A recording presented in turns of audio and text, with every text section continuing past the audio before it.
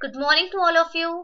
Today we are going to start with the new chapter, that is chapter number 13, Structure and Functions of Plant. In this chapter we will learn about structure and function of a plant, कि plant का structure कैसा होता है और उसका function कैसा होता है. So let's start the chapter. Parts of plants. बच्चे, हम लोगों ने लास्ट चैप्टर में जब हमने पढ़ा था हमने प्लांट्स के पार्ट्स के बारे में पढ़ा था, जो कि मेन पार्ट्स हैं, जैसे कि रूट, स्टेम, फ्रूट, लीफ और फ्लावर.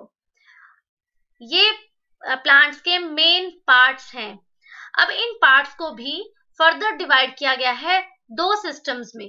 पहला सिस्टम जो मिट्टी के नीचे ग्रो करता है या सॉइल के नीचे ग्रो करता है उसे हम रूट सिस्टम कहते हैं, और जो पार्ट हमें दिखाई देता है जो मिट्टी के ऊपर यानी कि सॉइल के ऊपर ग्रो करता है उसे हम शूट सिस्टम कहते हैं. सो इस चैप्टर में हमने इन्हीं टू पार्ट्स को बहुत ही डिटेल में पढ़ना है, रूट सिस्टम और शूट सिस्टम को. Parts of plants divided into two parts, root and shoot.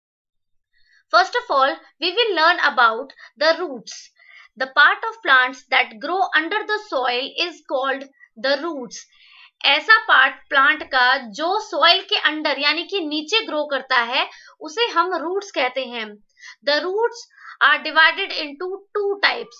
जो रूट्स हैं वो फर्दर टू टाइप्स में डिवाइड की गई हैं. पहली होती है tap root and second one is fibrous root. Now first tap root. Tap root क्या होती है? A single main root that grow downward from the base of stem. ऐसी रूट जो कि सिंगल ग्रो करती है नीचे की तरफ, तने से नीचे की तरफ जो रूट ग्रो करती है उसे हम टैप रूट कहते हैं. A main root give out branches sideways. इसमें क्या होता है, एक रूट होती है मेन रूट और उसके आसपास छोटी छोटी ब्रांचेस होती हैं जो जैसे बालों के जैसे, रेशे के जैसे जो छोटी ब्रांचेस होती हैं वो ग्रो करती हैं. एग्जाम्पल के लिए हमारे पास है पी और टर्निप. आपको यहाँ पे जो पिक्चर शो की गई है इस पिक्चर में भी दिखाया गया है कि एक मेन ब्राउन कलर की रूट है और उसके साइड में हेयर्स लाइक स्ट्रक्चर है.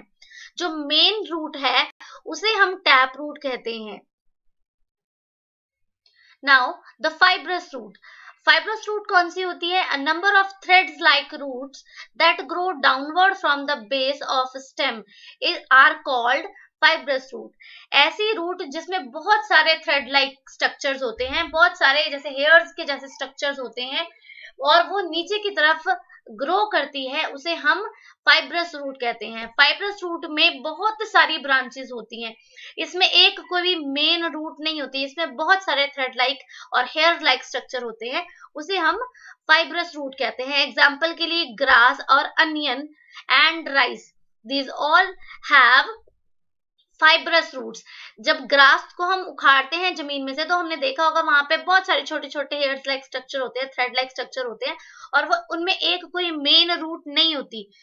ऐसी रूट जिसमें कोई मेन रूट नहीं होती है उसे हम फाइब्रस रूट कहते हैं. इसमें बहुत सारे थ्रेड लाइक स्ट्रक्चर्स जो होते हैं वो इकट्ठे डाउनवर्ड डायरेक्शन में यानी कि नीचे की तरफ, जमीन के नीचे की तरफ ग्रोथ करते हैं, उसे हम फाइब्रस रूट कहते हैं. Functions of roots. अब रूट के क्या फंक्शंस होते हैं? पहला function, root hold the plant firmly in the soil. जो रूट होती है वो प्लांट को अच्छे तरीके से कस के सॉइल में खड़े रहने में हेल्प करती है, होल्ड करके रखती है प्लांट को ताकि प्लांट जो है वो गिरे नहीं. Number 2, the tiny hair on a root called root hairs. जो छोटे छोटे हेयर्स लाइक स्ट्रक्चर होते हैं रूट के साथ उसे हम रूट हेयर कहते हैं. That take water and nutrition from soil. यही छोटे छोटे हेयर लाइक स्ट्रक्चर जो होते हैं ये मिट्टी में से पानी और न्यूट्रिशन को अब्सॉर्ब करके पर्टिकुलर प्लांट को देते हैं. Number 3, root hold the soil and prevent it from being washed away. जो रूट्स होती हैं वो मिट्टी को कस के पकड़ के रखती हैं और इन्हें बहने से रोकती हैं। अगर ज्यादा जोर से बारिश हो जाती है या बहुत जोर से पानी बह जाता है या फ्लड आ जाती है तो ये रूट्स जो होती हैं ये ही हेल्प करती हैं मिट्टी को पकड़ के रखने में, ताकि वो जो उस एरिया की मिट्टी है जहाँ पे प्लांट्स ग्रो किए गए हैं वो इजिली बह ना जाए। Number 4, root plant like carrot, radish, sweet potato swell up by storing food in them. Roots, ऐसी रूट्स जैसे कि कैरेट होगी, रेडिश होगी, स्वीट पोटैटो होगी, ये सारी की सारी रूट्स होती हैं क्योंकि ये जमीन के अंदर होती हैं। जब हम रेडिश को खाड़ के देखते हैं ना तो हम देखते हैं कि वो फूली हुई होती है, या हम स्वीट पोटैटो को देखेंगे तो वो भी फूला होता है। वो क्या करता है, अपने अंदर फूड को स्टोर करके रखता है। Now that's all for today. बच्चे, your homework is chapter number 13, structure and functions of plants.